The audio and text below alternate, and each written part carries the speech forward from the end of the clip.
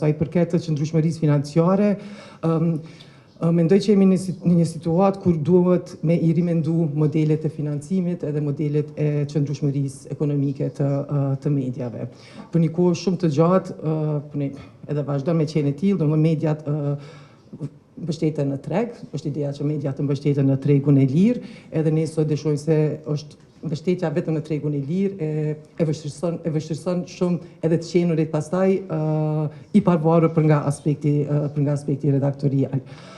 Me shpërtimin digital, që ka filluar që nga fillimi i viteve të 2000-ta, domethënë modelet tradicionale ekonomike në njëjtën kohë dhe janë shemb. Domethënë sot përveç i pavarur ekonomikisht edhe më varur vetëm në trend, kemi një të kohë kemi përballë me presione të natyrave të ndryshme, të cilat pastaj prap e afektojnë edhe këtë aspektin redaktorial. Pra me qenë më varur vetëm prej nuk ka mu, ajo është i takon një etapet kalume që mund të shmë mbështet vetëm në reklama, apo që numri i shokueshmërisë ose i lezueshmërisë, pastaj nuk i as modeli ku lexu, ne në Kosovë tash as nuk kemi as gazetë, ku te ki pas financimin në farë mënyrë direkt prej publikut. Edhe për shkak në mënyrë që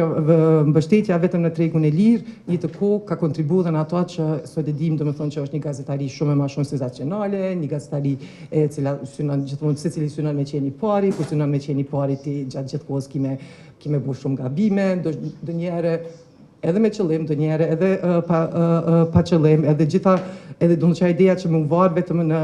në treg ka ndikuar dhe në rënien e kvalitetit të vetë gazetarisë. Kështu që me insistu, me mirëmbajt pavarësinë redaktoriale, mendoj që sot është tash po them hajde sfida ma e madhe. Ja ću da govorim o našoj redakciji i o kolegama. To je nekoliko malih redakcija koje izveštavaju na srpskom jeziku, za koje smatram i duboko verujem da negujemo nezavisnu uređivačku politiku, da radimo što je profesionalnije moguće, iako smo finansijski veoma zavisni. Tu se slažem sa Vesom da se tu uvek ostavlja otvoreno pitanje šta je zaista nezavisnost medija. Ono što mogu da odgovorim kratko, ja mogu iz svog ugla, verujem da to i moje kolege, neki od njih su, to je ključni naše kolege su prisutni tu, Radio Goraždevac, Medija centar i Kim radio, verujem da i oni dele to isto. Trenutak kada ne budemo mogli da radimo uređivački nezavisni svoj posao, ja ću sad u svoje lično ime da kažem, ja neću da ga radim. Dakle, trenutak kada se bude bilo ko umešao u moj uređivački rad. Zbog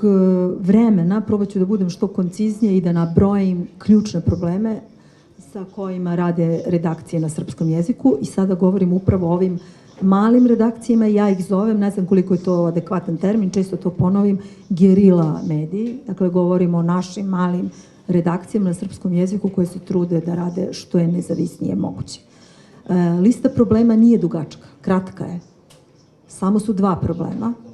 i ta dva problema prete da ćemo uskoro da prestanemo da radimo. Dakle, ovo je prvi put da javno kažem da ukoliko se nešto ne bude hitno rešilo, ja ne verujem da će i jedna redakcija na srpskom jeziku ovakva da opstane. Dva ključna problema su, kolege su često isticale financije, ja sam godinama unazad na prvo mesto stavljala ljudske resurse, a sada ću da kažem podjednako ljudski resursi i financije. Ja znam da je ovo globalni problem i da je novinarstvo umiruća profesija i da naš problem, da li u Severnoj Mitrovici, Čaglavici, Gračanici ili Goraždevcu, u tom smislu nije drugačiji, sa sličnim problemom verujem da i se mainstream mediji neki u Americi suočava, da sada ne govorim listu, ali naši problemi jesu specifični. I pre nego što specifikujem probleme, želim nešto da kažem što je jako važno da se razume kao globalni trend. Tačno je da su globalno mediji u krizi sa ljudskim resursima i sa financijama i sa nezavisnošću u radu. Međutim, lično smatram da krize nema za medije, ne znam kako će to sad na albanskom da se prevede i na engleskom, nisam čak ni sigurna da znam pravi termin na engleskom, za podobne medije. Znači, podobni mediji, to je svetski trend, trenutno nemaju krizu u radu. Sva povika o podršci medijima i sva podrška centara moći, rekla bih čak možda i dela javnosti i velikih donatora i tržišta, se usmerava ka medijima koji neguju podobnu uređivačku politiku. Nažalost, to je dobar deo svetskih mainstream medija i to se oslikava i u Srbiji i na Kosovu. U pravom problemu su mediji, ja bih rekla grassroot mediji, gerila, male nezavisne redakcije ili bilo koje veće redakcije koje pokušavaju da rade svoj posao nezavisno. Kada se to prebaci na našu malu priču, mi prvo nemamo sa kim da radimo, žao mi je što to moram da kažem, to čak i nije mudro da se ovako otvoreno priča o nečemu zbog čega smo trenutno veoma ranjivi, ali srpska zajednica na Kosovu se nalazi u jednom vrlo sudbonosnom, vrlo teškom i specifičnom trenutku i to se replikuje i na rad naših redakcija. Da budem vrlo konkretna, zašto bi bilo koji mladi Srbin došao da radi na Kosev, na Kim radio, Radio Goraždevac ili Medija centar,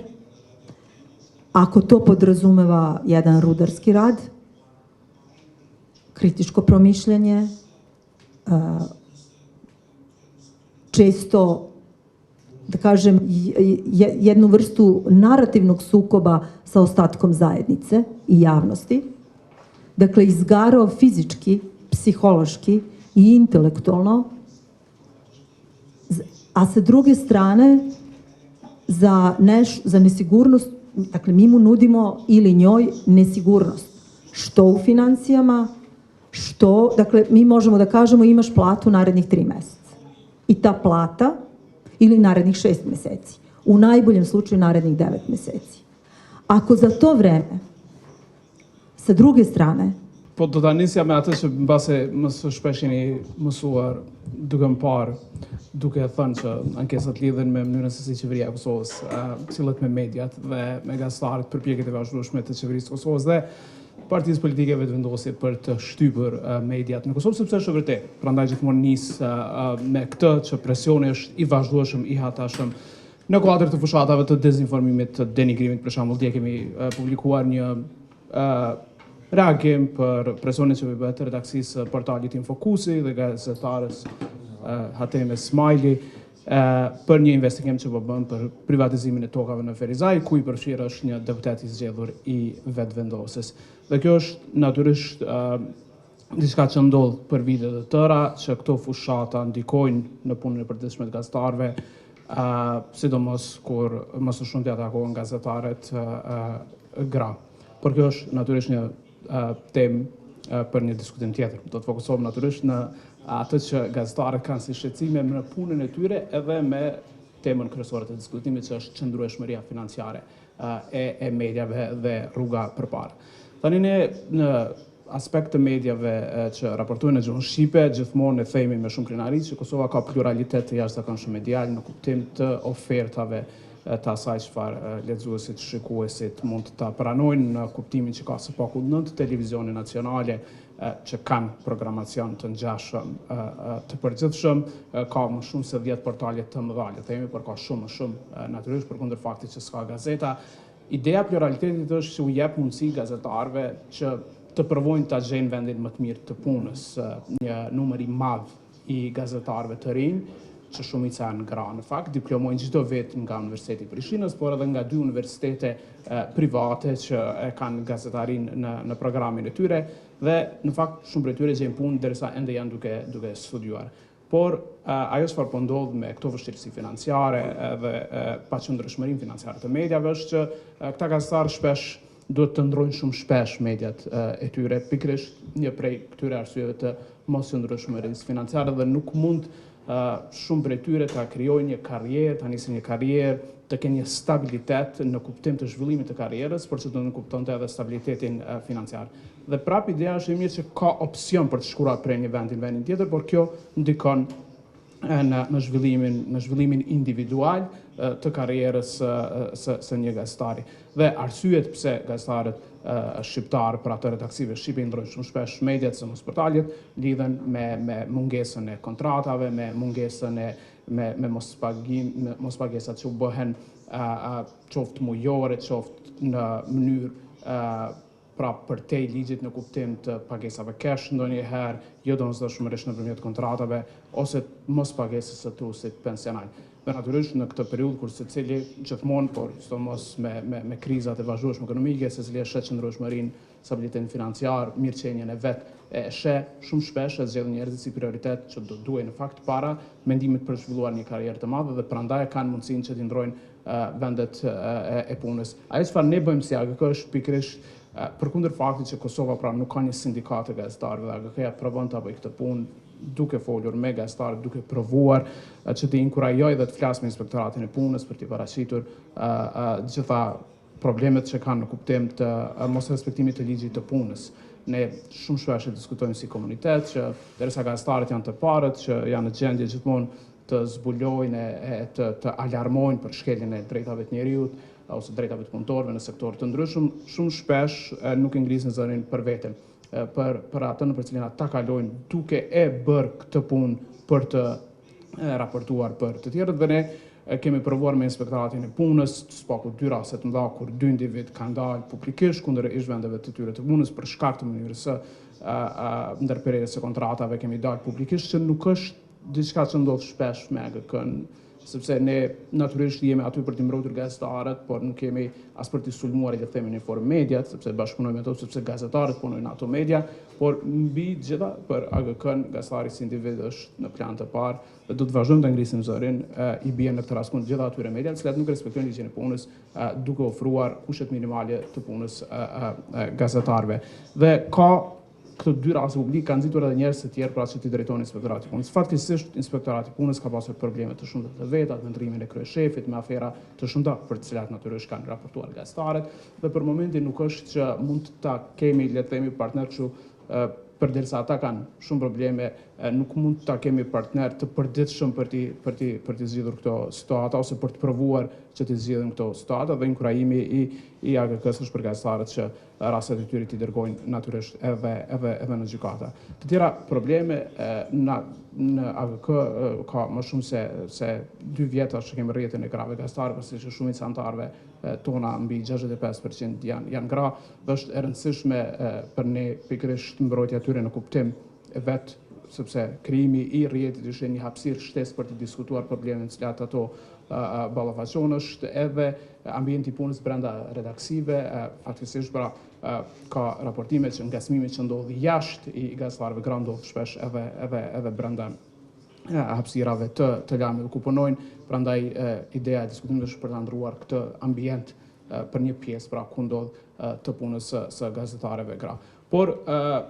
në përgjithësi pra ne gjithashtu provojmë të mirëkuptojmë mediat në kuptimin financiar, faktin që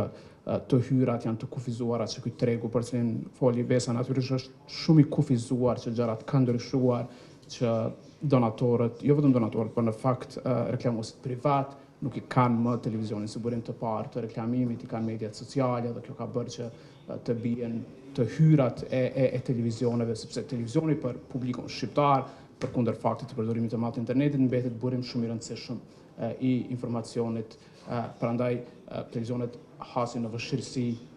për t'u zgjeruar, për të pasur një trajtim më të mirë të gazetarëve, dhe fatkeqësisht kjo ka kulmuar ditët e fundit me vendimet që po merr Komisioni i Pavarur i Mediave